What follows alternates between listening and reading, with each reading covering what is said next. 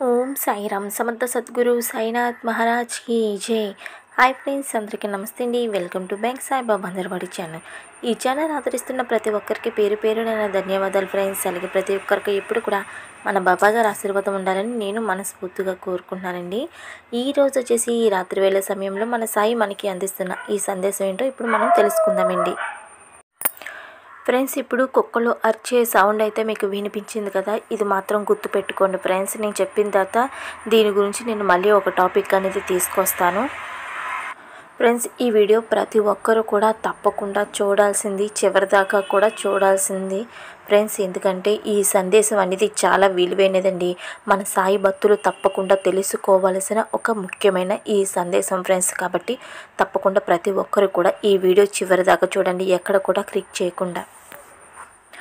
Friends, మనం అనుకుంటూ ఉంటాం కదండి, అసలు బాబా గారు మనం బాబాని పూజిస్తూ ఉంటాం కదా, బాబా మనకి ఎప్పుడు కూడా సందేశం రూపంలో తెలియచేస్తూ ఉంటారు కదా, బిడ్డ నువ్వు ఎక్కడున్నా సరే నేను నీతోనే ఉన్నాను, నువ్వు ఏ విధంగా పిలిచినా సరే నేను పలుకుతాను, నువ్వు బాధపడుతూ ఉండగా నేను ఏదో ఒక రూపంలో వచ్చి నా మాట నీకు వినిపిస్తాను, నా సందేశం ద్వారాగా నీ మనసుని కుదుటపరుస్తాను అని బాబా చెప్తూ ఉంటారు కదా.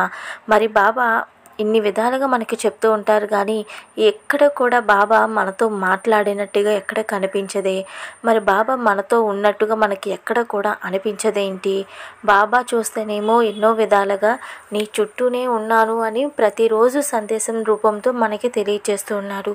కానీ మన చుట్టూ ఎక్కడున్నారు, ఏ విధంగా మనతో మాట్లాడుతున్నారు అని ప్రతి ఒక్కరూ కూడా చాలా ఎక్కువగా దీని గురించి ఆలోచిస్తూ ఉంటారండి. అంతేకాదు, నాకు చాలామంది కాల్ చేసి కూడా ఇదే మాట అడిగారు. అక్క, నేను బాబాని చాలా మనస్ఫూర్తిగా నమ్ముతాను, బాబా నేను ఎప్పుడు బాధపడినా సరే నాకు ఒక సందేశం రూపంలో అందజేస్తారక్క, నేను నీతోనే ఉన్నాను బిడ్డ, నువ్వు బాధపడకు, నేను నీతో మాట్లాడుతూ ఉన్నాను అని చెప్తూ ఉంటారు. కానీ నాకు ఒకటి అర్థం కావట్లేదు అక్క, బాబా నాతో ఉన్నాను అని చెప్తున్నారు కదా, నాతో ఎలా ఉన్నారు, నేను ఎలా గుర్తించాలి, నాతో ఏ విధంగా మాట్లాడుతున్నారు అక్క అని నన్ను చాలామంది అడిగారండి. ఈ వీడియో నేను చాలా సార్లు అనుకున్నాను చేసి పెట్టాలి అని, కానీ కుదరలేదు. కానీ ఈ సందేశం ఈరోజు పెట్టాలని ఉందేమో, సాయి ఈరోజు నాకు అందజేయమని చెప్పినట్టుగా ఉంది ఫ్రెండ్స్ ఈరోజు. అందుకే ఈరోజు నేను చెప్పడం అయితే జరుగుతుందండి. ఈ సందేశం ఎందుకు ఈ క్షణంలో మరి ఆ సాయి మీ దాకా అందజేస్తున్నారు అన్నది నాకు తెలియదు, అది మీకే తెలియాలి ఫ్రెండ్స్. ఎప్పటి నుంచో చెప్పాలి అనుకున్నాను, కానీ నేను చెప్పడానికి అవ్వలేదు నాకు ఈ సందేశం గురించి. కానీ ఈ క్షణం అయితే చెప్పడం జరుగుతుంది ఫ్రెండ్స్. కేవలం ఇది మీరు ఇప్పుడు వింటున్నారు అంటే గుర్తుపెట్టుకోండి, ఈ సందేశం మీకోసమే అని సాయి పంపించారనేది మాత్రం క్లియర్గా అర్థం చేసుకోండి ఫ్రెండ్స్. ఇప్పుడు ప్రతి ఒక్కరికి కూడా ఈ డౌట్ అనేది ఉంటుంది కదండి, బాబా మనతో ఏ విధంగా మాట్లాడతారు, మనల్ని ఏ విధంగా చూస్తూ ఉంటారు అని. ఇప్పుడు చూడండి, ఇందాక మీకు నేను ఫస్ట్ ఎంటరింగ్లోనే చెప్పాను కదా ఫ్రెండ్స్, నేను మీతో ఆ వీడియోలో మాట్లాడుతూ ఉండగా పక్క నుంచి కుక్కలు అరుస్తున్నట్టుగా వినిపిస్తుంది, ఈ సౌండ్ మీరు గుర్తుపెట్టుకోండి అని. అదే టాపిక్ ఇప్పుడు నేను తీసుకొస్తున్నానండి. మన ఇంటి చుట్టూ కూడా పక్షులు ఉంటాయి, నెక్స్ట్ ఇంకా కుక్కలు ఉంటాయి, పిల్లులు ఉంటాయి, ఇంకా అనేక రకమైన జీవులన్నీ కూడా ఉంటూ ఉంటాయి కదండి. చెడు చీమలు కూడా ఉంటాయండి. మనం అనుకుంటూ ఉంటాం ఇవి కుక్కలే కదా, ఈ పక్షులే కదా, కాకే కదా, పావురాలే కదా, పిల్లులే కదా అని ఈ విధంగా మనం అనుకుంటూ ఉంటాం. కానీ చాలామందికి తెలియంది ఏంటో తెలుసా ఫ్రెండ్స్, మన బాబా అనేక రకమైన జీవుల్లోనూ ఆయన ఉంటారండి. బాబా షిరిడీలోనే విగ్రహాల్లోనే కాదండి, మనం పూజ చేసే పూజ గదిలోనే ఉండరు. ఆయన ఎక్కువగా ఎక్కడుంటారో తెలుసా, నోరు లేని జీవుల్లోనే. ప్రతి జీవులో కూడా ఆ బాబా ఉంటారు. అలాగే స్వార్థం తెలియని ప్రతి మనిషిలో కూడా ఆయన ఉంటారండి. ఎవరైతే కష్టాల్లో ఉన్నప్పుడు నేను మీకు తోడుగా ఉంటాను అని ముందుకెళ్ళి సహాయపడతారో వాళ్ళల్లోనే ఆ బాబా ఉంటారు. మనం అనుకుంటూ ఉంటాం కదండి. అసలు ముఖ్యమైన పాయింట్కి అయితే వచ్చేస్తాను ఫ్రెండ్స్. అదేంటంటే, తను అడిగిన ప్రశ్నకి ఈరోజు సమాధానం అయితే ఆ సాయి సందేశం రూపంతో మీకు తెలియజేయింది ఏంటంటే, బాబా మనం ఆలోచిస్తూ ఉంటాం కదండి, బాబా అసలు మనతో ఏ విధంగా మాట్లాడతారు, అసలు మనతో ఏ విధంగా ఉంటారు అని అనేక రకమైన పక్షుల్లో ఉంటారండి.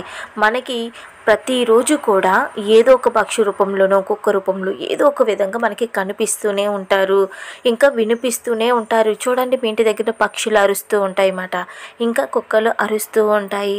ఇందాక మనం ఫస్ట్ ఈ వీడియోలో మనం చెప్పుకున్నాం కదండి, ఇది గుర్తుపెట్టుకోండి అని.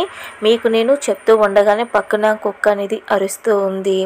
నేను అప్పుడు ఏమనుకుంటానో తెలిసేయండి, అప్పుడు ఆ సాయి మీ అందరికీ కూడా వినిపించడం కోసం, మీ అందరికీ కూడా తెలియచేయడానికి కోసమే ఈ వీడియో పెట్టేటప్పుడే కరెక్ట్గానే అది ఇప్పుడు దాకా లేనిది అది కరెక్ట్గా అప్పుడే అరిచిందండి. ఇంకా నెక్స్ట్ అప్పుడు అరవడమే కానీ ఇంక ఇప్పటికి వచ్చి ఇంక ఏ సౌండ్ అనేది కూడా లేదండి.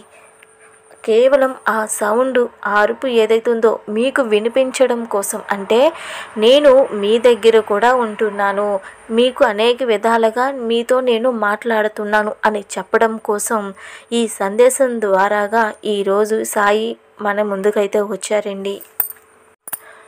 కాబట్టి ఫ్రెండ్స్, దయచేసి మీకు నేను చెప్తున్నానండి, రోజుకి కూడా మీ ఇంటికి ఒక పక్షి కానీ కుక్క కానీ పిల్లి కానీ ఏది వచ్చినా సరే, మీ ఇంట్లో వండుకునే ఆహారం ఏదైతే ఉందో అందులో కాస్తంత ఒక ముద్ద 2 ముద్దలు మీరు ఎంత పెట్టగలరో అంత తీసి వాటికి పెట్టండి. వాటిల్లోనే బాబా ఉన్నారని మీరు మనస్ఫూర్తిగా నమ్మండి.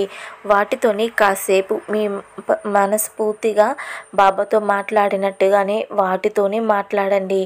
అప్పుడు ఆ వాటిలో బాబా ఉన్నారా లేదా అనేది మీ కళ్ళతో మీరే చూడొచ్చండి.